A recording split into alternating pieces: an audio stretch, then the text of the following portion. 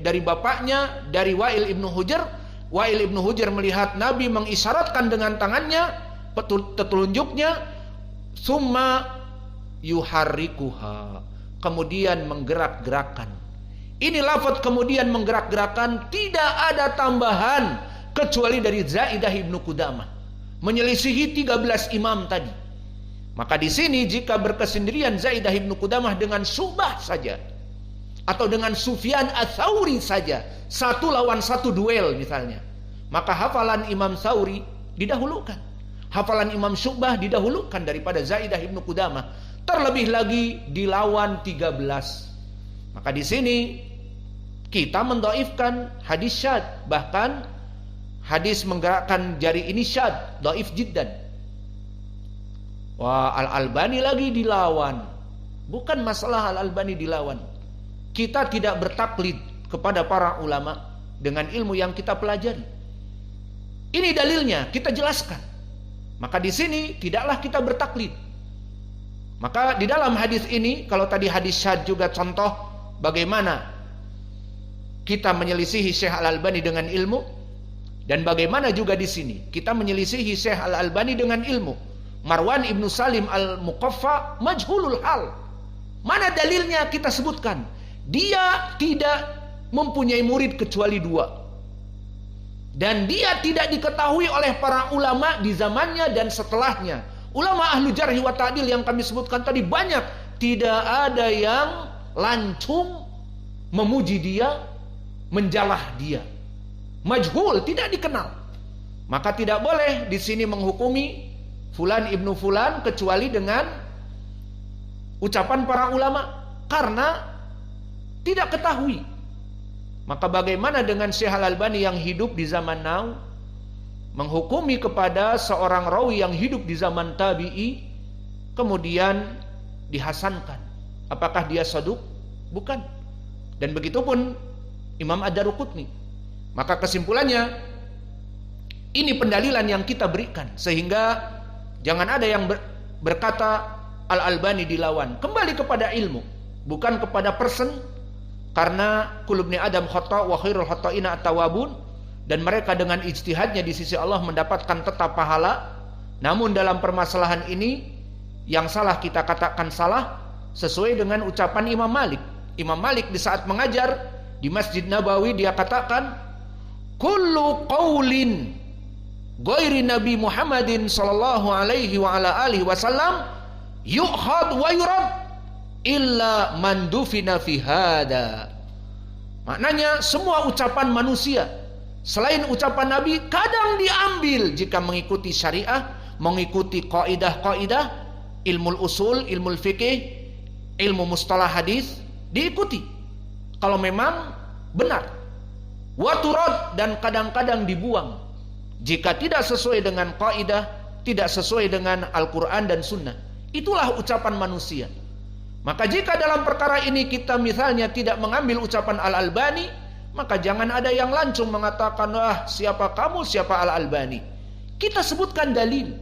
Kalau hanya sekedar Al-Albani mensahihkan, saya mendhaifkan, tanpa menyebutkan sanad, tanpa menyebutkan ilahnya, penyakitnya, mungkin antum bisa menyebutkan perkara ini. Namun dalam permasalahan ini kita sebutkan. Dan permasalahan tahrik pun Zaidah ibnu Qudamah menyelisihi 13 rawi. Maka kalau bukan hadis syadz, maka kata Syekh kami Mukbil, jika tidak dihukumi hadis tahrik itu syadz, maka tidak ada yang namanya hadis syadz di dalam ilmu mustalah hadis. Karena 1 lawan 13. Dan dari 13 itu ada yang lebih derajatnya dari Zaidah ibnu Qudamah. Begitupun di sini. Di kaidah ilmu mustalah hadis, rawi jika meriwayatkan hanya 2, mempunyai 2 murid, dan para ulama di zaman dan setelahnya tidak ada yang mentausik atau mendhaifkan, ya sudah anno, maknanya majhulul hal. Maka dihukumilah dhaif. Lalu, wah kita nggak bisa mendhaifkan. Syekh Al-Albani menghasankan. Taib, kembali kepada sanad. Kenapa Syekh Al-Albani menghasankan? Padahal Marwan ibnu Salim Al-Muqaffi tabi'i muridnya Ibnu Umar, dan dia tidak mempunyai kecuali 2 murid, dan para ulama di zamannya tidak ada yang mentautsik, maka bagaimana Imam Al-Albani yang hidup di zaman now 1400-an menghasankannya? Padahal tidak ada ulama yang menyebutkan dia saduq, la ba'sa bihi, tidak ada. Semua ulama diam. Maka dari mana menghasankan? Ternyata ada ucapan dari Imam Ad-Daruqutni di sunannya disebutkan isnaduhu hasan. Bukan Marwan jadi hasan, jadi saduq, tetapi sanadnya hasan. Dan makna hasan banyak. Ima hasan maknanya hasanul hadis seperti yang kita pakai sekarang. Ima hasan maknanya bagus. Maknanya sanad ini bagus. Atau maknanya bagus. Al-muhim, kalau yang diinginkan sanadnya bagus, mana sih bagus? Tidur. Maka jika yang diinginkan sanadnya bagus kemudian menaikkan derajat Marwan ibnu Salim al-Muqaffi, tidak bisa. Imam Ad-Daruqutni setelah Imam Al-Bukhari jauh. Dan ulama sebelumnya tidak ada yang mentautsik. Bagaimana dia menghasankan? Bismillah. Maka dalam permasalahan ini kita harus insaf. Tidak kita gulu mengikuti ulama secara membabi buta. Padahal misalnya fatwanya kurang benar diikuti. Selama dia mempunyai ilmu dan mengetahui penyakit hadisnya, ya tidak apa-apa menyelisihinya. Maka Syekh Muqbil mendhaifkan dan kita pun mendhaifkannya mengikuti Syekh Muqbil, dan dalilnya adalah Marwan ibnu Salim al-Muqaffi dhaif, ya sudah. Dan kita tidak diajarkan untuk taklid buta bagaikan kerbau dicocok hidung. Karena nanti kalau kita taklid buta, nanti kita akan menjadikan gulu kepada seseorang, menjadikan seseorang itu di atas dari derajat yang lainnya. Padahal semua manusia tidak maksum. Dan pelarangan dari taklid di dalam Al-Quran di surat Al-A'raf di awalnya, ittabi'u ma unzila ilaikum min rabbikum wa la tattabi'u min dunihi awliya'a qalilan ma tadhakkarun. Maka ikutilah apa-apa yang datang dari Allah dan Rasulnya, dan janganlah kalian mengikuti person-person. Maka orang-orang yang taklid buta bagaikan kerbau dicocok hidungnya, tidak mengetahui ilmu, hanya mengikuti para gembong ulama, maka ditakutkan akan kultus individual. Dan itu yang sekarang seperti kelompok Al-Hajuriyun. Mereka melihat Al-Hajuri itu dikultus individukan, dia beda dengan ulama yang lain. Maka dulu waktu kami masih di Yaman, di zaman fitnah Yahya Al-Hajuri, mada qalu, pengikutnya mengatakan, memberikan gelar dia apa? Imamus Tsaqalain. Imam As-Tsaqalain. Apa Tsaqalain? Al-jin wal ins. Bahwa Al-Hajuri itu imamnya jin dan manusia. Kenapa bisa seperti itu? Karena gulu tadi. Mereka bagaikan kerbau dicocok hidungnya, kiri ke kiri, kanan ke kanan, ke depan, jungkir, jungkir. Itu karena taklid, tidak melihat dalil. Maka di sini Syekh Al-Albani menghasankan dan kita mendhaifkan perkara biasa dengan syarat mengetahui ilmu tadi. Dan kita telah membeberkan sekarang penyakitnya. Marwan ibnu Salim al-Muqaffi, coba diperiksa sendiri. Kalian yang mengetahui ilmu hadis, periksa. Jangan bertaklid dan mengatakan Al-Albani dilawan, Al-Albani best of the best, core of the core, kok disalahkan. Ini bukan permasalahan seperti itu.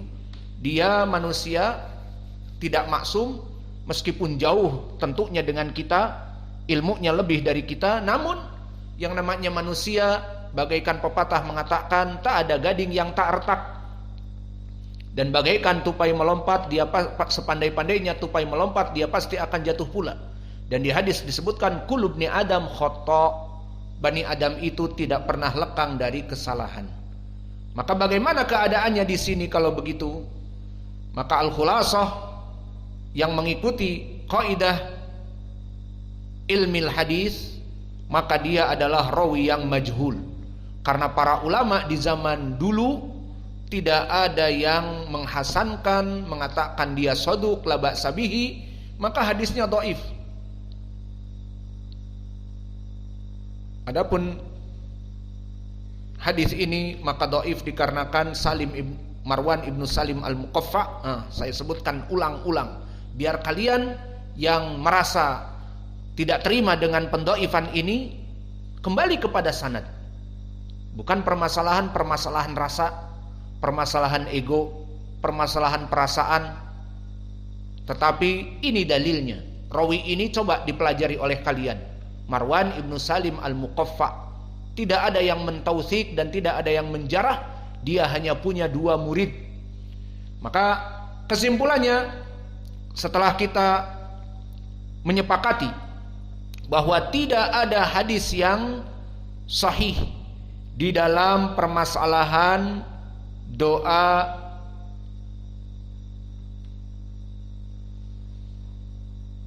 ataupun dzikir di saat sedang berbuka, maka masih juga kami ingat ucapan Syekh kami di dalam pelajaran, dan ada dari kitab tentang puasa, Syekh kami menyebutkan tidak ada hadis-hadis yang sahih dalam permasalahan dzikir di saat berbuka. Maka permasalahannya lagi, kalau memang tidak ada, lalu bagaimana di saat kita berbuka? Apakah kita secara mutlak tidak membaca doa apapun, dzikir apapun? Jawabnya, jika kita ingin tetap membaca dzikir, bisa membaca dzikir dengan keumuman adillah. Apa itu membaca bismillah? Maka bismillah termasuk dari adhkar. Dan pendalilannya seperti di hadis Umar ibni Abi Salamah yang mana diriwayatkan oleh Imam Muslim, bahwa dia mengatakan kuntu fi hujri Nabi Muhammadin sallallahu alaihi wasallam. Umar ibnu Abi Salamah adalah Robib, anak janda yang dinikahi oleh Nabi Ummi Salamah. Maka dia tinggal bersama Nabi, dan Nabi menikahi dari para janda juga untuk mengasihani mereka, sehingga anak-anak mereka ikut bersama Nabi. Maka di saat pengakuan Umar ibni Abi Salamah yang masih kecil, di sini dia makan bersama Nabi, dan ini pun sunnah kita makan bersama di rumah. Tidak semua orang, bapak pakai piring, anak pakai piring, berjauhan, dan yang satu di kamar, yang satu sudah makan, yang satu belum makan. Maka dari sunnah makan bersama satu nampan. Di sini pendalilannya, bahwa Nabi makan bersama satu nampan dengan robibnya Umar ibnu Abi Salamah.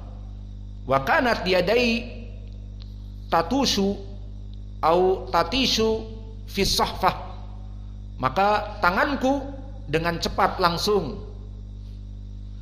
menyerang ataupun menggapai kepada sohan, menggapai kepada nampan.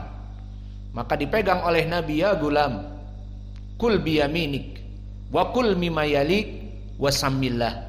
Maka wahai anak kecil, lihat bagaimana tawaduknya Nabi makan dengan anak kecil. Maka kita pun makan dengan anak-anak kecil. Kadang-kadang kita rebutan dengan Muhammad lihat ayam langsung tidak dibagi-bagi. Maka kita katakan kul biyaminik kul mimma yalik, makanlah di bagianmu. Semua orang mempunyai sektor-sektor, semua orang mempunyai daerah kekuasaan. Yang ada di depan itulah yang dimakan. Di depan Muhammad dapat ceker, di depan bapaknya dapat ayam paha atas, tangannya malah nyerang ke daerah kita. Invasion, penyerangan, penjajahan. Maka di sini tidak boleh. Kata Nabi, kul biyaminik wa kul mimma yalik, makanlah dengan apa yang ada di depan kamu, dan makan dengan tangan. Lalu apa? Samillah, membaca bismillah. Kesimpulannya, hadis-hadis dari 3 lafaz yang kami sebutkan tadi. Pertama, lafaz Allahumma laka sumtu wa bika amantu wa ala rizkika aftartu wa ilaika tawakkaltu fataqabbal minni. Maka hadis ini hadis yang dhaifun jiddan. Kemudian yang kedua, dengan lafaz dari Abdullah bin Amr bin Al-As, Allahumma inni as'aluka birahmatika allati wasi'at kullasyai antagfirali, ini pun dhaif dan mauquf, bukan ucapan Nabi, ucapan Abdullah bin Amr bin Al-As dan dhaif. Dan yang ketiga, hadis yang masyhur, dhahaba dhama wabtalatil uruq wa thabatal ajr insyaallah. Hadis ini pun dhaif, dihasankan oleh Al-Albani rahimahullah. Semoga Allah merahmatinya dan menjadikan pahala-pahalanya mengalir dari karya-karya beliau memeriksa hadis. Namun di sini maaf, kita tidak mengikuti fatwanya karena dhaif. Yang rajih dan permasalahan ini tidak dipermasalahkan, tidak diajarkan taklid. Tidak ada yang mengatakan Al-Albani dilawan bla bla bla, tidak. Maka Syekh Al-Albani menghasankan, dan yang rajih dhaif dan didhaifkan oleh Syekh kami Mukbil dan juga para ulama di Yaman. Dan juga dohirnya Al-Hafidh Ibnu Hajar juga mendhaifkan, mengatakan makbul, maknanya majhulul hal. Maka ini yang rajih, wallahu a'lam. Lalu jika semua lafaz-lafaz hadis Allahumma lakasumtu dhaif, Allahumma inni as'aluka birahmatika wasi'at kullasyai antagfirali dhaif, dan hadis dhahaba dhama wabtalatil uruq wa thabatal ajr insyaallah dhaif. Lalu bagaimana kita membaca zikir ataupun doa? Jawabnya boleh membaca bismillah dengan dalil tadi Umar ibnu Abi Salamah, ya gulam qul bismillah.